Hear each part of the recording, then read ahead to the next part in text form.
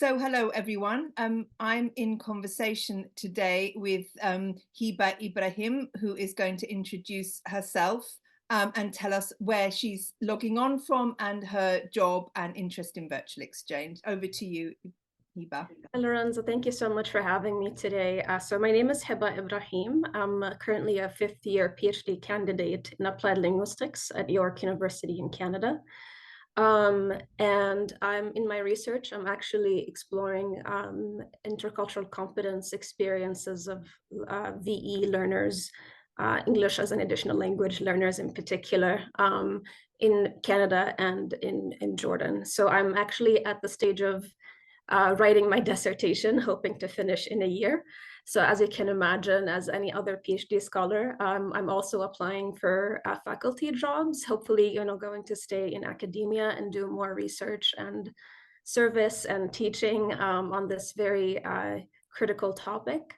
And yeah, so, I'm trying my best to find something that really allows me to continue my research and ideally, I would love to go back to the Middle East region. I'm Palestinian Jordanian, so the topic is still emerging in research and profession back in the region, I would say.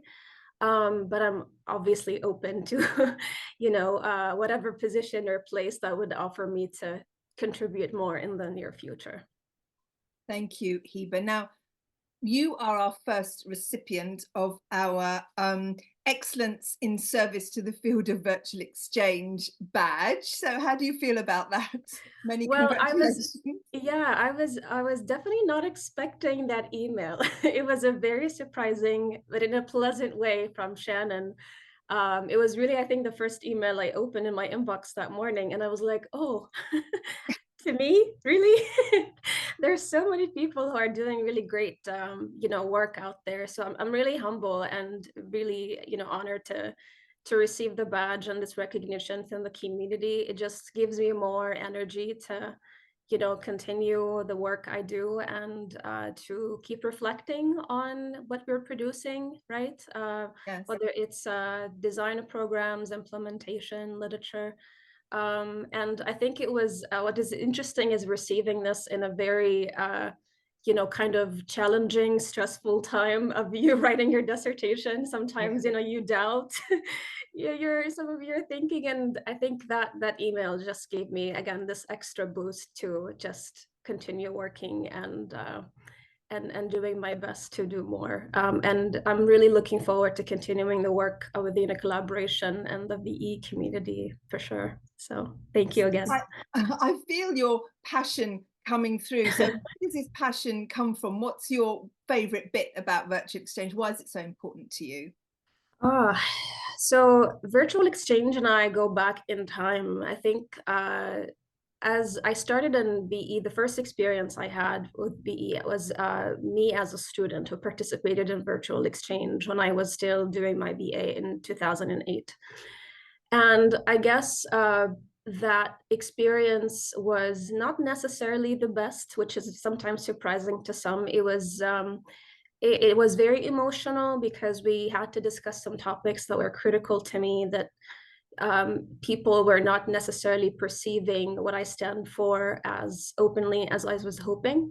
So you can say my first experience with it was with tension, miscommunication, which possibly is not necessarily a reason for somebody to continue exploring a field. But to be honest, for me, that was the first experience that I said to myself, well, I think that was my experience. I really want to know if others experience something similar. Yes, yes, And yes. I started as a teacher, though, for 5 years. But then I was really lucky after my Fulbright year that I spent in the US to invest more in virtual exchange. When I got back in 2015, this is when I started coordinating virtual exchange programs and started to work closely with teachers in the US, in the MENA region, that's Middle East, North Africa, and students. And this is when you actually get to see the challenges, the opportunities, especially that I used also to facilitate dialogue, both synchronously and asynchronously. And I was really lucky enough because I was working from Jordan. I was really lucky enough to travel the country. So I got exposed to communal communities that were, very different. Rural communities, urban communities, right? Students with digital literacy challenges, access to technology challenges, teachers who are pretty much, very, focused on professional development, teachers who are not really. So I think this exposure just gave me this extra motivation to continue working closely with faculty. And that's also another surprise, maybe to some people, when, for instance, also I worked in low income communities in the States as well, connecting them to students in the MENA region. Some part of that work also was within host communities and refugee communities, which project, for instance, that was really dear to my heart and made me reflect so much on what are we really using this tool for? What are we really using this pedagogy for? So this is really, the profession itself, and practicing and coordinating and designing materials and seeing those challenges, working closely with students and teachers alike, made me more interested from an academic kind of, point of view to pursue my PhD in the field, because with my master's, I focused on intercultural competence. And to me, that's really the core, focus that it's really dear to me, being in intercultural education for years. So again, when you notice things, when you actually live them with the students and instructors or teachers in the field, it gives you a very unique exposure to how then you want to carry those questions that come to you to research and to academic discourse and conversations. So that's in brief. I had my personal story that made me really want to continue and explore it more, and then working closely with different communities in virtual exchange. Thank you for that really insightful story of your background.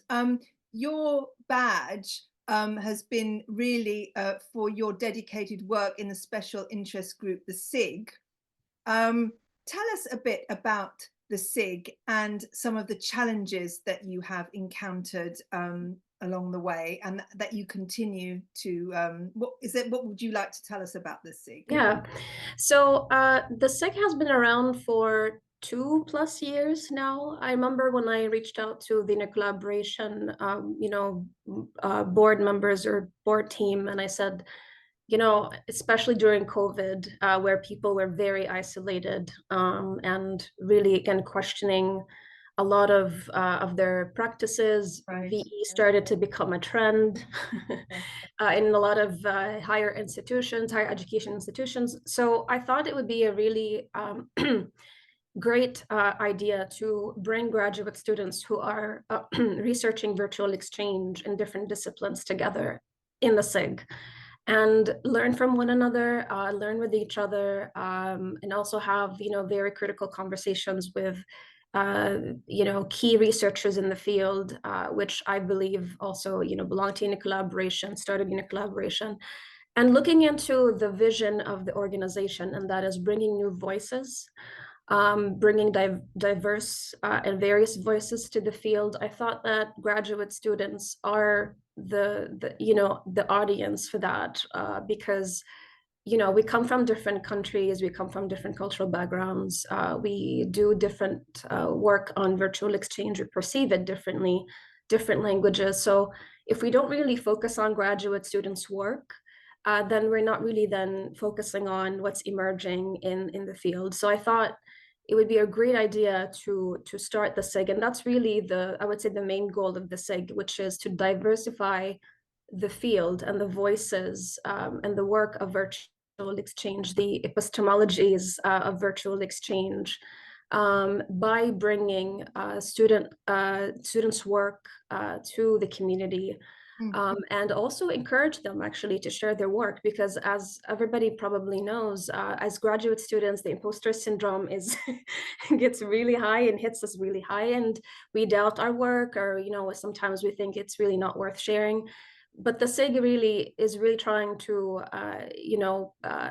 give us graduate students a platform to share this work, and obviously share resources, exchange resources. So for instance, with the webinars, the reading circles that we do, the type of symposia that we try to do every now and then to highlight methodologies in the field, bring academics to talk to us. So that's definitely something I was hoping to bring to the SIG.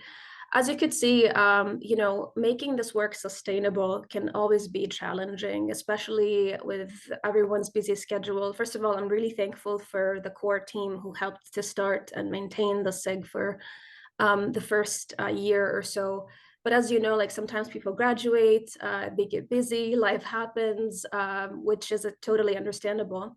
At the same time, we really want to make sure that this work is sustainable, as I said. So I think one of the things that the SIG needs at the moment is more volunteers, people to Right. step in, graduate students to step in to actually continue the work we started, because I think it's important. It's important work. And again, as I said, it's a platform that is unique. It's virtual for now, so it's, I hope, accessible to a lot of different people across the world.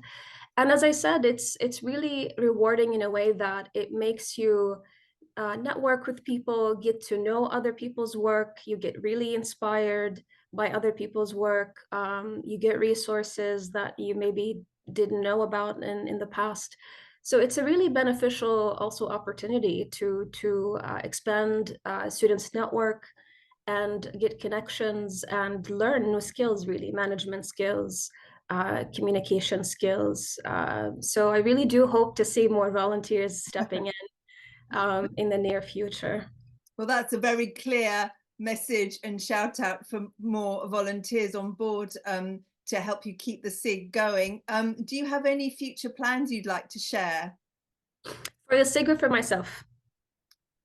For the SIG and for yourself?